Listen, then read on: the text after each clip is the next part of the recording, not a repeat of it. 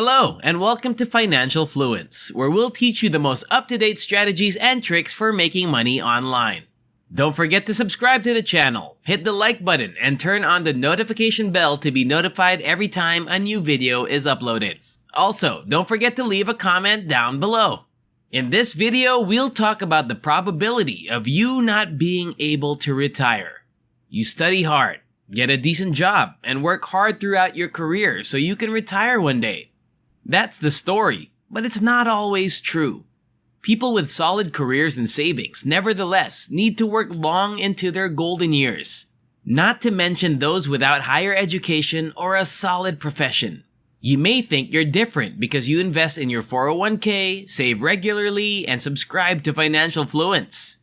That's terrific, but I may have bad news. Many concerns are involved. Housing, the stock market, and broader economic conditions may undermine indefinite growth assumptions. First, let's talk about housing. Most Americans can't afford a home. This probably isn't new, yet individuals still overlook several key variables. Even high-income graduates from top universities who go into banking or tech tend to move to New York, Chicago, or San Francisco. Pew Research says most 18 to 30-year-olds live with their parents. The median age of a first-time homebuyer in 2019 was 34, and experts agree that the pandemic will raise that statistic.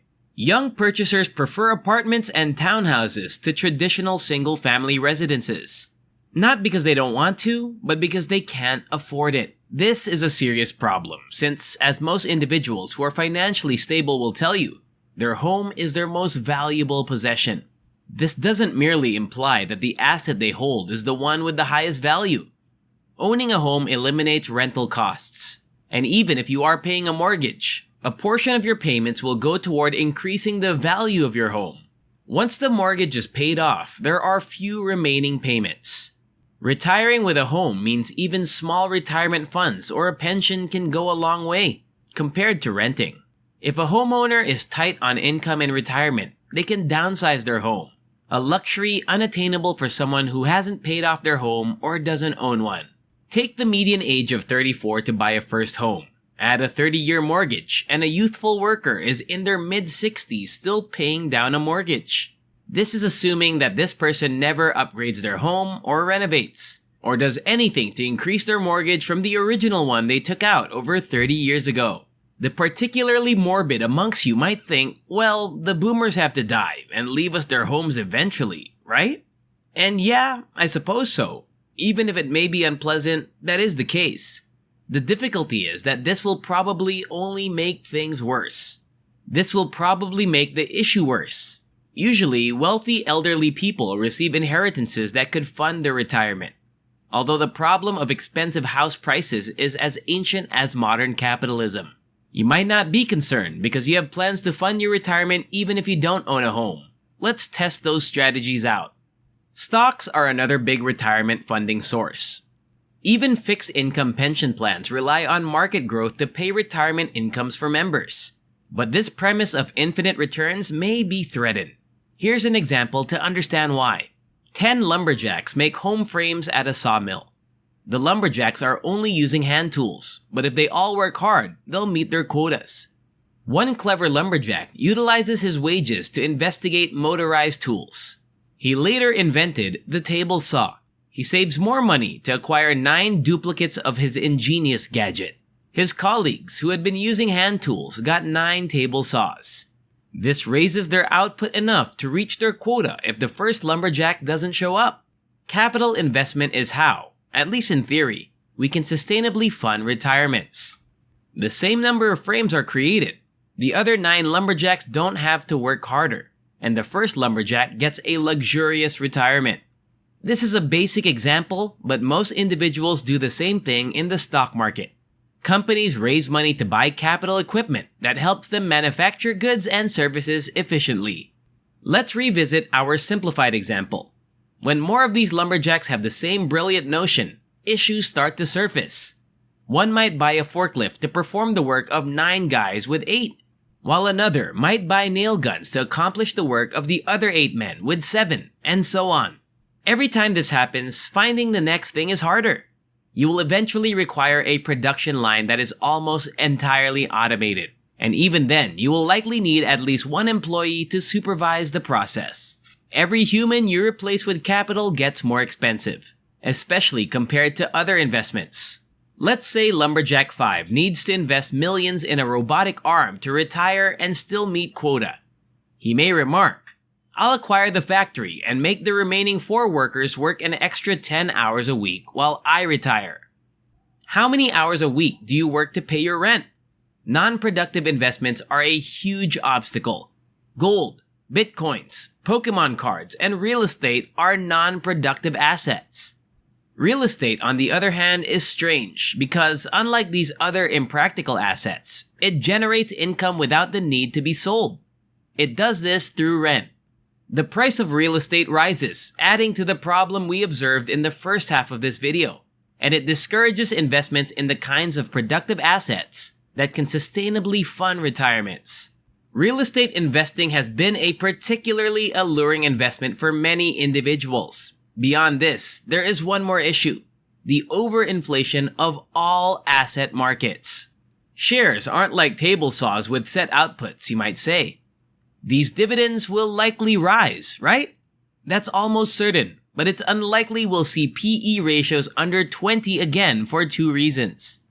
First, if a company routinely pays a high dividend relative to its market price, investors will acquire it, pushing up the price so it's no longer a good value. Market forces are a bitch. The second factor is a little more complicated, but some eminent economists are really concerned about it. The National Bureau of Economic Research and American economist Robert J. Gordon released this study. Is the US economy still growing? The 6 headwinds face faltering innovation.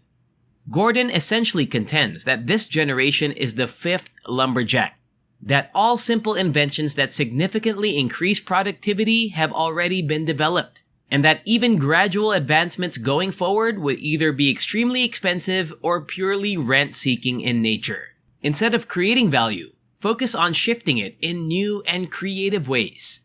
Gordon argued that this grim forecast would coincide with 6 economic obstacles. These influences will impede economic growth for at least 100 years. Number 1. The demographic dividend.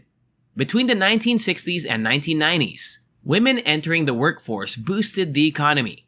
Most women in wealthy countries today have professional careers like their male counterparts. We can't double the workforce unless people work later in life. Number 2. Decline in US education. Education is expensive, less thorough, and useless to a current workforce. A 3-year degree isn't as valuable to individuals or the economy as it was 50 years ago. Number 3. Rising inequality. Gordon was surprisingly pragmatic about it. The paper says incomes were growing by 1.3% annually. The remaining 98% only had 0.75% income growth year over year. Inflation proof. If this trend continues, more workers won't be able to save for retirement. Number 4. Globalization's impact. Globalization should make everyone wealthier, and on average it does. But average includes outliers, and those outliers in this case will be national workforces that have historically had high salaries relative to the rest of the world. It should also equalize global salaries, which is good for people in nations with low earnings compared to the global average, and for business owners who may profit from inexpensive labor. Number 5. Energy and environment. Fossil fuels drove the past century's progress. A cheap, easily transportable, efficient energy source that could power cars and jetliners. They're a finite resource that's expensive. Younger generations will pay this cost through environmental restrictions that slow industrial productivity or environmental collapse that slows production. Number 6. Debt. Household, government, and business debt have all grown gradually over the years. Eventually, this will require more income or less spending. For the government, earning more income is easy. They just tax more. But individuals and corporations may have to spend less. In a restricted budget, regular retirement account contributions may be sacrificed. You might be able to predict what Gordon did to suggest a likely solution to resolve the sixth issue for all parties. Yes, raise the retirement age. I hope you guys have enjoyed this video. And if you enjoy similar content, check out my other videos. And if you like them, hit the like button, subscribe to the channel, and turn on the notification bell. If you have any questions, feel free to leave a comment down below, and I'll see you in the next video.